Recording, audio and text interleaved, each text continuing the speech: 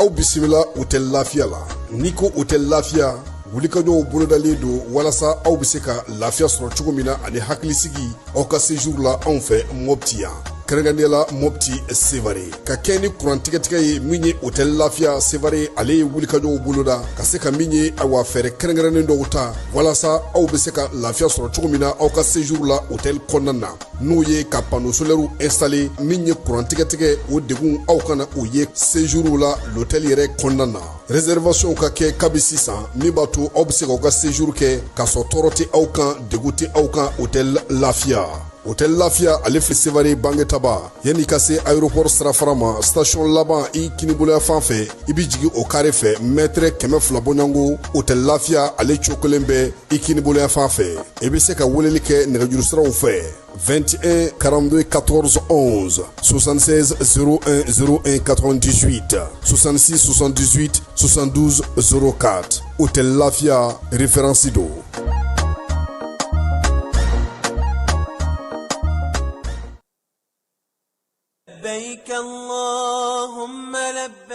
Agence Dunia Travers Service ako abi bonyamasegi foli kɛ ka ɲɛsin a ka sango hiji denw ma aw minnu ye danaya ta ka da kan aw ka hiji labɛn ni a kɛcogo ɲuman na n'an taara hɛrɛ la ka segi hɛrɛ la dumuniw ka ɲi bɛrɛbɛrɛli ka ɲi n'an mago bɛ diɲɛ fɛn fɛn na u b'a bɛɛ lajɛlen k'an ɲɛ donc an b'u fo k'u barikada directeur min tun b'a nɔfɛ n'o ye Amadu Mayiga ye a jɔra a jɔyɔrɔ la ɲɛmɔgɔya ko fɛn fɛn a jɔra a jɔyɔrɔ la ka nisɔndiya mɔgɔw la ka mɔgɔw bɛrɛbɛrɛ ka koto mɔgɔw t'a la mɔgɔw tɛ min dɔn k'a ɲɛ yira mɔgɔw la an y'o baara de sɔrɔ duniya la kumu kelen kɔnɔ a ko ka aw bɛɛ lajɛlen laduniya silamɛ minnu bɛ Mali kɔnɔ ani minnu sigiyɔrɔ bɛnnen don diɲɛ jamana wɛrɛw ma k'a fɔ san wɛrɛ o hiji ni o umura o baaraw labɛnw daminɛna ka ban o tumana aw minnu b'a fɛ ka hiji kɛ damu lakana ni basigi kɔnɔ Agence Dunuya a kɛmɛ ko fɛɛrɛ bɛɛ lajɛlen tigɛ ka hiji kɛcogo ɲuman kalanw lajɛlen labɛn ka bila aw ɲɛ min ye k'a dɔn siyɔrɔ ni 10 64 99 71 ni aw bɛ u ka yɔrɔ ɲini u filɛ ni hippodrome yɛrɛ la immeuble station Soma Yafula Kulukɔrɔ sira da la o fana min ye k'a dɔn Agence Dunia Travel Service ye k'u bɛ dugawu kɛ hiji ni umura kɛcogo ɲuman a n'a musakaw Ala k'a nɔgɔya silamɛ bɛɛ lajɛlen ye.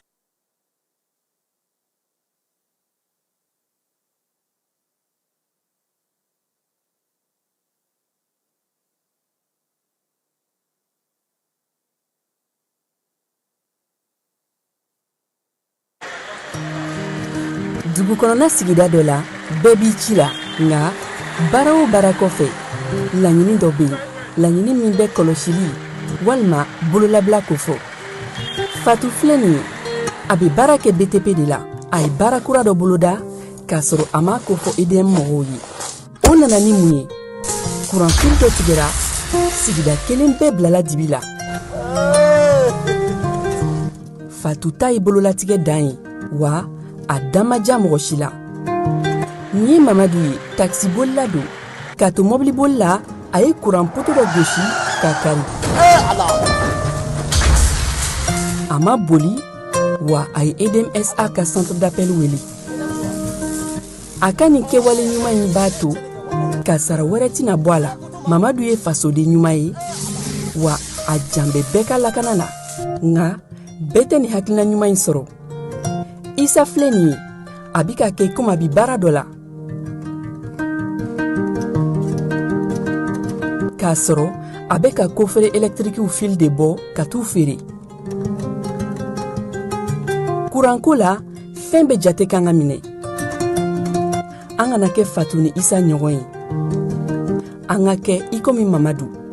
n'aw bɛ fɛ ka dingɛsen baaraw kɛ aw bɛ EDMSA ka servisiw wele walasa aw kana tiɲɛni don dugu jukɔrɔ filiw la fasodenw aw kana ɲina ka dantɛmɛ walew ko fɔ kuranko ta fan na aw bɛ weleli kɛ 36 077 la walima agence EDMS. L'autorité de protection des données à caractère personnel poursuit sa mission d'information et d'accompagnement des usagers. Cette fois-ci, c'est au cœur du grand marché de Bamako que l'APDP mène une vaste campagne de sensibilisation. L'objectif est clair, informer, sensibiliser et accompagner les commerçants et les entrepreneurs s'y trouvant dans l'accomplissement de leurs formalités déclaratives devant l'APDP. Au-delà de l'accompagnement, l'APDP assiste également les responsables de traitement dans le paiement des frais de dossiers liés aux formalités déclaratives. Ces paiements au marché se font désormais de manière simple et sécurisée via la plateforme électronique Trésor Pay, le moyen de paiement sécurisé de l'État, conformément à la vision de plusieurs autorités du pays. L'APDP tient à rassurer la population. Les missionnaires sont facilement identifiables grâce à leur gilet, leur badge avec un ordre de mission officiel. Tous les paiements se font exclusivement de manière électronique et donnent lieu à un reçu en bonne et due forme. Par cette initiative, l'APDP réaffirme son engagement à rapprocher ses services des citoyens, à promouvoir la transparence et à garantir une meilleure protection des données personnelles au Mali.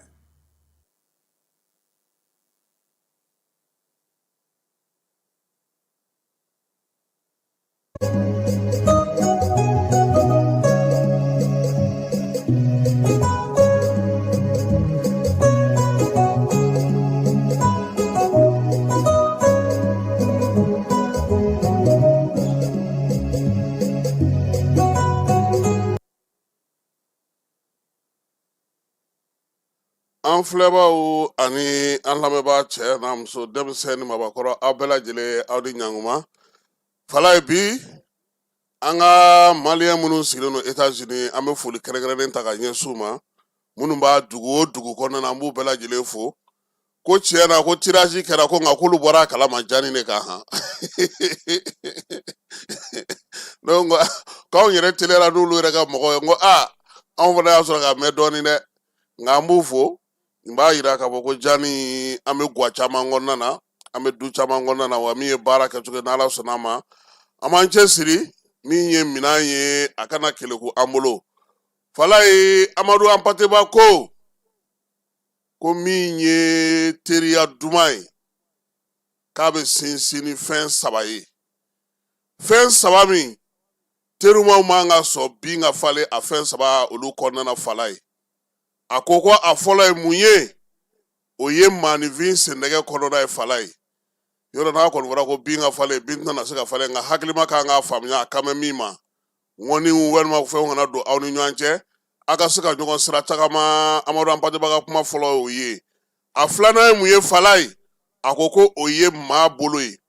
N'i taamana n'i sera maa ma n'a y'aw bolo don ɲɔgɔn bolo n'a bɛ ɲɔgɔn ye kuma bɛɛ Fala ye. A ka ca Ala fɛ ŋɔni tɛna se ka falen kuma tɛ bi ma.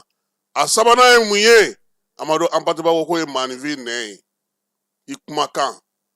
Ko hɔrɔn tun bɛ sa a kumakan de nɔfɛ Fala ye. Ko wa ko maa o maa n'aw bɛ sigi la n'aw bɛ kuma ɲɔgɔn fɛ n'a bɛ ɲɔgɔn hakili jagabɔ a ka ca Ala fɛ a ka fɔɲɔgɔnkɔw bɛ dɔgɔya. Ko i m'a ye ko teriyaw tiɲɛna bi. Balima wa Fala ye Amadu Ampateba ye nin fɔ a mɛnna han. An tɛ ɲɔgɔn sira taama. An t'an bolo don ɲɔgɔn bolo. An ti se an da la Fala ye. Maa dun fɛn min bɛ maanifin yɛrɛ minɛ kosɛbɛ Fala ye kumakan de ye. Donc sɔgɔmada in na an bɛ nin fɔ ka kɛ ni waleyaw ye waleya minnu bɛ anw yɛrɛ ka jamana kɔnɔ yan bi Fala ye. An tɛna di don ko wɛrɛw la k'olu fɔ n'Ala sɔnna ma an bɛ labɛn na. Nka an kɔni bɛ min fɔ jɛkulu min sigira ko n'o ye coalition n t'a dɔn jumɛn Diko ye min ɲɛmaa ye. Ne bolo ko ɲɛnama don Fala ye. Nka an ka daliya f'i ye n'an bɛ maa ɲini minnu y'an ka citɛriniw bon olu don. N'an bɛ maa ɲini minnu b'a ko kalama olu don.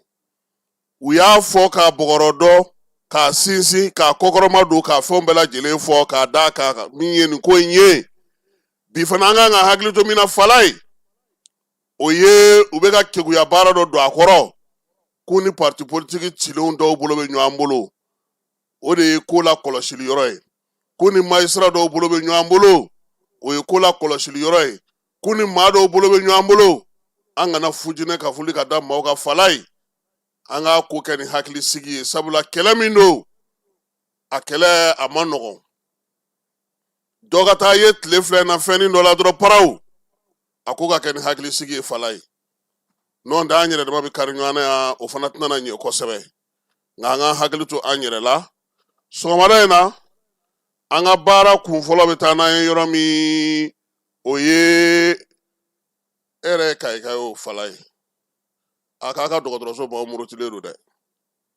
Dɔgɔtɔrɔso yɛrɛ tɔgɔ dalen tɛ Fuseni Dawula wa? ko ka caméra de surveillance bɔ olu kan dɛ o ko ten dɛ ko caméra de surveillance ko k'o bɔ olu kan wa min ye u ye baarabila kɛ nin kalo in tile 2 ko dunko juguya ni yuruguyurugu fana ka su to min ye maramafɛn caman ye u taara ka olu to u ka tɔliki waliko n'u ka batiriw n'u ka obi u bɛ mun kɛ ka mugujugu kɛriw ni fɛnw kɛ ani fɛn minnu yɛrɛ bɛ yen n'u tun b'o kɛ ka drone wuli drone maɲɔgɔlɔn tɔ fɛn fɛn tun b'u bolo duguma fala ye armée ye nin bɛɛ salo waleya in kɛra leerekaw fɛ yen min ye bamacɔni juguya wale kɛbagaw kɔni ye fɛn fɛn tun b'a kɛnɛ kan a si ma se ka bɔ sabula a yera k'a fɔ ko min ye armée sanfɛla ni dugumana sisan u bɛ marquage kɛ ten de fala ye yaasa min ye baara a bɛ se ka ɲɛ u bolo cogo min na fala ye n'an bɔra yen an bɛ taa kuluba mun tun bɛ kuluba kununko jɔnjɔn dili ni waleɲumandɔn kɛnɛ jamanakuntigi n'o ye général d'armée Asimi ye fala an y'an bomosi di yan an ye dɔ bɔ a la dɛ yɔrɔ nka nin tɛ mɛn o ale tɛ jour kɛ o fala ye ale ta falen ka teli kojugu fala ye président premier ministre CNT ɲɛmaw ani gouvernement maaw ka taa fara min ye général Amadu Sakafuru Gueye kan ni ale yɛrɛ de bɛ jɔnjɔnw di ani médaille di an ka jamana kɔnɔ fala ye n'o baarakɛyɔrɔ ɲɛmaaya ye ale yɛrɛ ye u bɛɛ lajɛlen ɲɔgɔn sɔrɔ kuluba ko sabula jamanakuntigi ko cɛ ni muso denmisɛn ni maabakɔrɔ minnu bɛ bin ni waati in na waati gɛlɛman min binna an kan n'u ye wulikajɔ kɛ ko ka waleɲumandɔn kɛ u ye ko daminɛna ni min ye o ye taasibila ye ka ɲɛsin maa minnu bɛ yen n'olu fatura ko in na général Sakafuru Gueye ko waati min na ko dɔw tun b'a fɛ ka dɔ kɛ Mali su kunna fala ye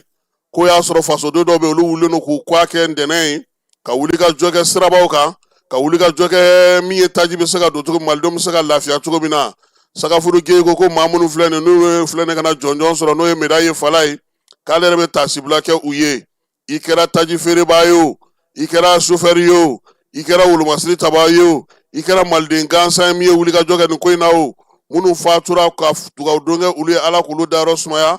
convoi ninnu ko maa min ye nin waleya ninnu kɛ u tun bolo k'u ye cɛya kɛ ko nka k'ale bɛ ninnu wele maaba minnu bɛ yen bi n'olu ka makun o y'a to an sera ka nin ko in sɔrɔ k'u nidi fo ka taa se u ka fatuli ma fala ye Sakafuru Gueye ko u ni bonya ka kan u ni waleɲumandɔn ka kan k'o de la jamanakuntigi tun tɛ se k'i sigi fiyewu n'a ma jɔnjɔn ta ka d'u ma k'u fo k'u waleɲumandɔn minnu fatura ani minnu bɛ balola bi yaasa ka kɛ misali ye diɲɛmaa ma o kɔfɛ Sakafuru Gueye ale ka sɔrɔ ka min ye maa minnu bɛ sa k'olu lisiri jamanakuntigi ma n'o ye Asimi ye ale ka sɔrɔ ka olu tɔgɔ fɔ kelen kelen fala ye maa min bɛ sa n'o ye maa 20 ɲɔgɔnna ye taji feerelaw la olu yi kɛra chevalier de l'ordre national ye chauffeur minnu bɛ yen n'olu fatura walima minnu joginna fala ye médaille de mérite national min ye warijɛ tamasiyɛn bɛ min na ale ni waraba wulilen k'i jɔ o dira olu ma maa dɔw ta juru ma fala ye u fatulen don a fɔ ma ko a titre posthume o fana dira chauffeur ma chauffeur minnu fatura nin ko in kɛnɛ kan malidenw dɔrɔn ma jɔnjɔn in sɔrɔ dɛ fala ye Kodiwarikaw b'a la Burkinakaw b'a la minnu ye chauffeur ye n'olu tora nin ko in senfɛ jamana ye waleɲumandɔn kɛ a bɛɛ lajɛlen ye minɛn ninnu dilen Elhadji Ibrahim Touré n'o o ye taji feerelaw ka kumatigi ye a ye jamanakuntigi fo ka faraɲɛlamɔgɔ ɲɛmaa bɛɛ lajɛlen fo nin waati in na waleya min bɔlen filɛ ka kɛ nin ye k'a tɛ bɔ u kɔnɔ ko min ye jamanaw ka jamanabaya fana k'o bɛ dɔɔnin de senfɛ sɔrɔ olu y'o yakubayaba ye min ye ka taa taji doni ka na olu b'o baara kɛ nka jamanaden bɛɛ ka jɛ ka wuli k'i bolo don ɲɔgɔn bolo ko nin y'a siɲɛ fɔlɔ ye ale ka a ye yaasa ka se ka sigi sen ka tila k'a waleɲumandɔn kɛ jamana ɲɛmaaw fɛ k'o la ko bonyamasegin u b'o kɛ Asimi ye ka bonyamasegin kɛ jamana ɲɛmaaw bɛɛ lajɛlen ani jamanadenw bɛɛ lajɛlen wa ko donidari olu kun tɛ fala ye k'olu kɔni na u cɛsiri sa yaasa danaya min filɛ nin ka ta ka da u kan nin ye olu kana ɲinɛ o kɔ koyi a ye taasibila ɲini jama bɛɛ lajɛlen fɛ ka ɲɛsin sɔrɔdasiw ma minnu fatura min ye chauffeur minnu n'olu binna kɛnɛ kan ale ni maa minnu bɛ yen n'olu ye degun sɔrɔ ko in kɔnɔna na a ko nin waati gɛlɛman in k'a kɛra misali ye maliden bɛɛ lajɛlen ma tajiko yɛrɛ dɔrɔn tɛ maanifinya taabolo ani an ka jamana kɛcogo yɛrɛ la ko bɛɛ lajɛlen ye ɲɔgɔn faamu a y'a yira sa k'olu bɛna t'u ka danbe n'u ka hɔrɔnya kɔnɔ ka wolomasiri tabaw dɛmɛ fo waati min ye jamana ye a ka se ka lafiya sɔrɔ i n'a fɔ bɛɛ lajɛlen y'a ɲini cogo min waleɲumandɔn ka ɲɛsin malidenw ma ka ɲɛsin Mali yɛrɛ kuntilenna kura ma ko o foli ni ta n'o ye k'a b'o kɛ fala ye jura fɛn fɛn bɛ yen n'u ye jɔnjɔn sɔrɔ a ka ca dɛ a bɛ mugan bɔ an tɛna se k'a bɛɛ lajɛlen tɔgɔ fɔ yan o la tɔgɔ fɔ an b'o bɔ a la u kɔni bɛɛ y'a yira ko a jar'u ye a bɛnn'u ma min ye baara in ye doni dar'u kun dɛ ne ye fɛn dɔ la kɔlɔsi kɛnɛ in kan fala ye n'i ye sofɛriw ta k'u lajɛ a tilancɛ bɛ denmisɛnnin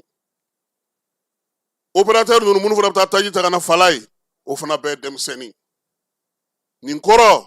n'an wulila k'an jɔ anw sinfinw n'o bɛ se ka bɔ jamana in na baara bɛ se ka kɛ ka ɲɛ bɛɛ k'i cɛ siri i bɛ yɔrɔ min na i k'i jija yaasa jamana ka se ka bɔ nin degun in ale kɔnɔna na tajiko hukumu kɔnɔna na halisa fala ye segu tɛmɛnen kɔfɛ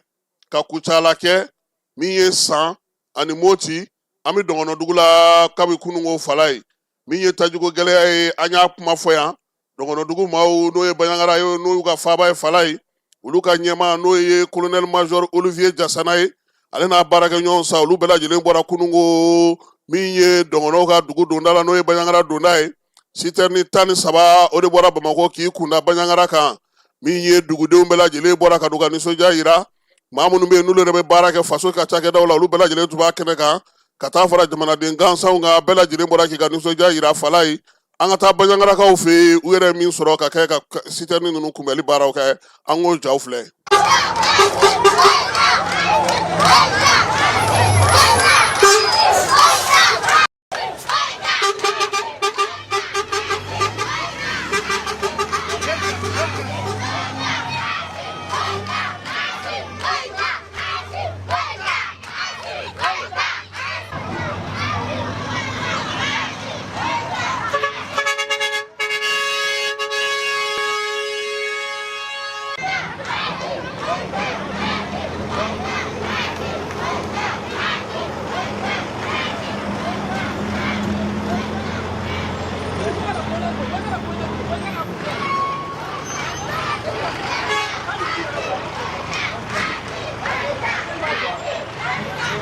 K'a fɔ ka ban dan foyi t'a la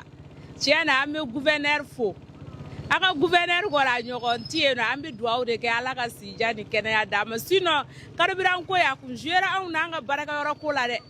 an de tun bɛ taa ko segin na dugu ni dugu la an tun bɛ maɲumantɔ ko bɛɛ de kɛra mais ala gɛlɛyalen gouverneur wulila ka bɔ k'a fɔ ko k'a tɛ fɛ carburant gɛlɛyara mais a tɛ fɛ dɔ ka fara prix kan ko dugu tɔ la a bɛ ka feere cogo min a ka feere t'o cogoya la. Vraiment an ka carburant ko an ka gouverneur y'a ka se n'a ka damayira kɛ an b'a fo k'a barika da ala ka dɔ fara a ka fanga kan k'an ka kɛlɛ ban ka jamana basigi baɲangara ka ala ka baɲangara taa ɲɛ jira an bɛɛ lajɛlen na aw fɛnɛ an b'aw fo k'aw barika da aw merci beaucoup. Iye ba ma a kana ka ye ka bile bo dagiyo ama baba yo ama baji be pogo ama gara ka kam be yaba ama balle be yo to barga gajbe belo ko ka den pu ini kini elal ko la ama boyo ama sela da le bile en do ne bolo nisɔndiya ba do baɲangara bolo ka da kan ni carburant min nalen filɛ nin